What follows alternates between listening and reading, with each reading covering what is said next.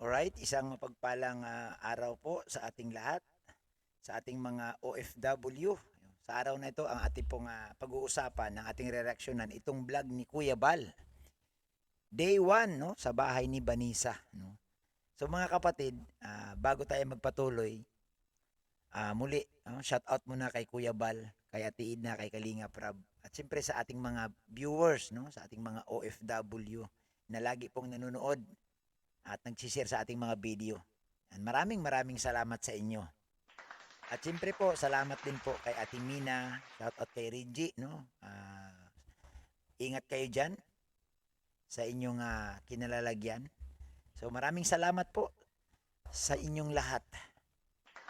So ito na po mga kapatid, no? Pag-uusapan natin itong buhay ni Vanessa, no? Alam niyo po,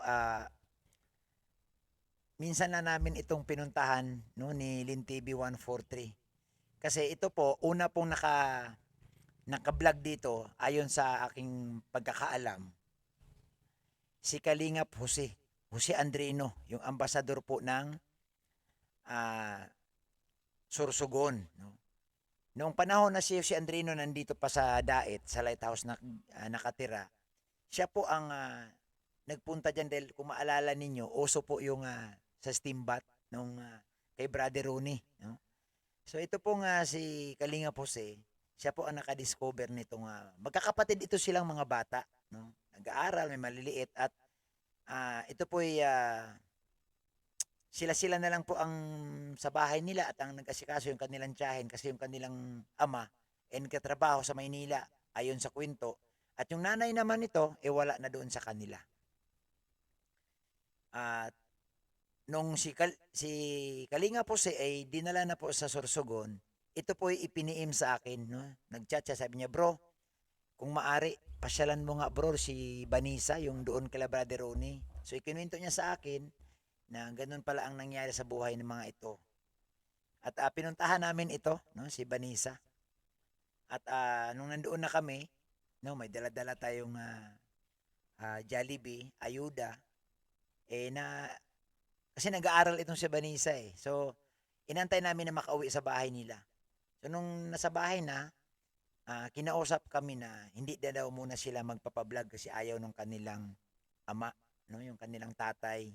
Siyempre, kung ano po ang hiling ng pamilya, hindi naman natin pwedeng uh, suwayin.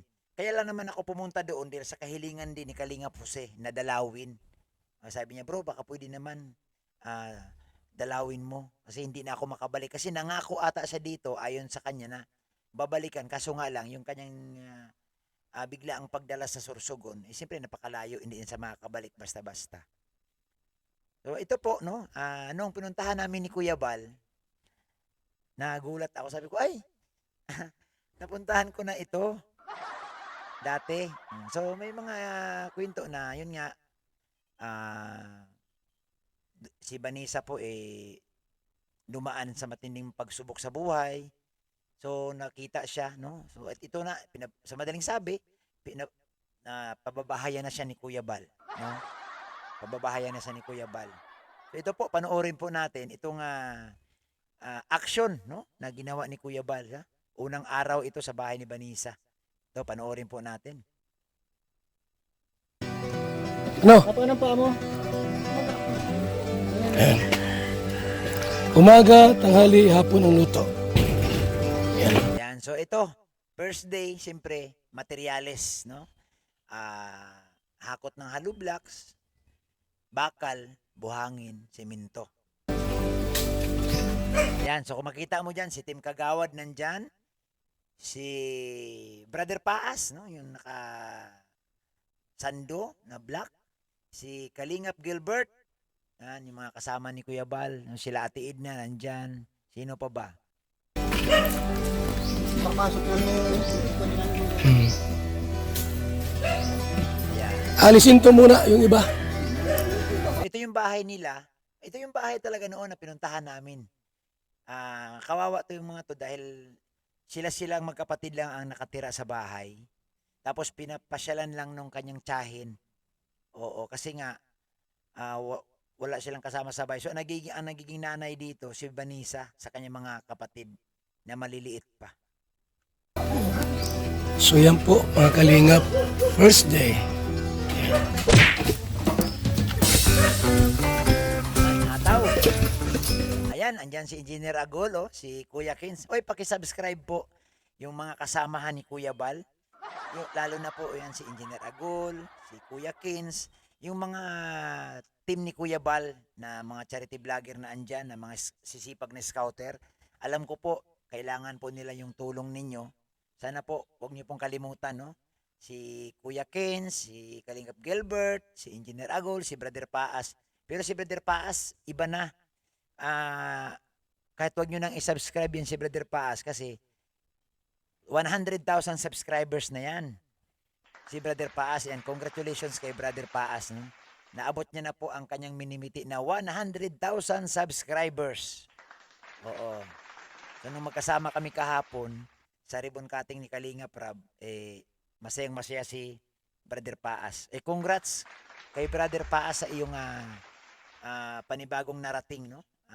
100,000 subscribers. So ang susunod dyan si Engineer Agul. So suportahan po natin sila. Tutuloy natin.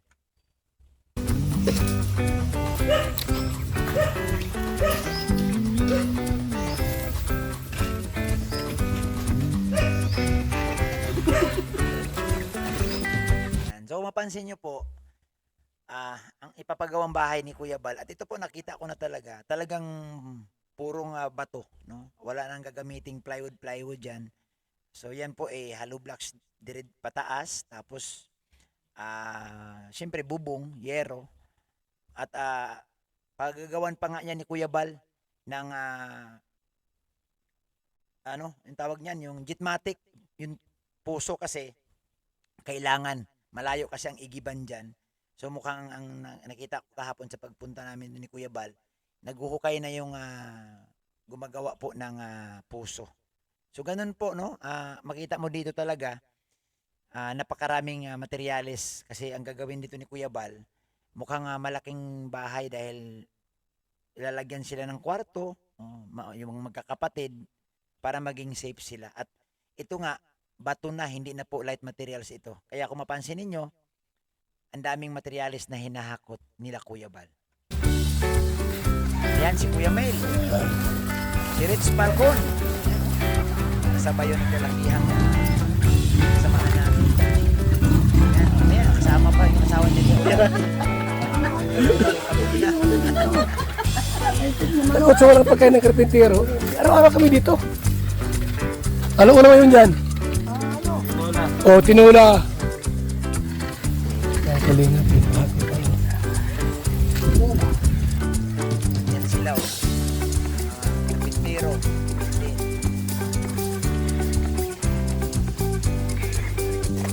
Ako tayo. Kalingap, first day po. Kuya Bal, hindi na mapaawat. Trabaho natin sa bahay po ni Vanessa. Yan na po. First day. Isang araw lang ito, tapos na. Si Luis pa magaling na. Mabilis gumawa yan. At yung kanilang karpentero dyan, no, si Mang Luis. No, si Mang Luis talagang yan, express kung gumawa. Mabilis.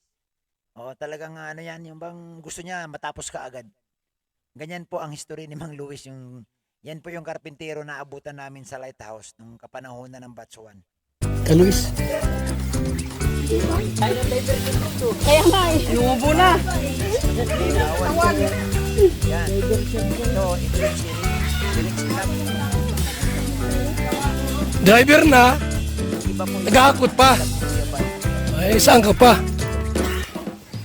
Walang reklamo sa amin ay. Kahit gutom, walang pagkain, walang problema sa amin dito. Ayan, ito si Tatay Luis, no, na matagal din nagpahinga at ngayon nakabalik sa pagkakarpintero. Bawal magreklamo dito. Bawal ang iyakin, bawal ang tampuhin. Wala dito reklamo po, Kalingap. Bawal. Dito walang damin. Si Paas lang, maramdamin. Ayan. Hakot din tayo po kasi hindi pwede hindi maghakot. Ha? Rich Hindi mo tayo busing. Kasi yung pilay mo baka... Ayan tayo. Swerte ni Aljos. Andiyan si Mister, kasama. May pagkain na, may injection pa. Ganun dapat sa paglingap. Kasama ang Mister. Tapos, abay, pagka wala si Mister ay pwede magloko. Ayan. So ito yung bahay, no? Ito yung bahay ng magkakapatid. Bahay nila Vanessa. Yan po. Talaga naman.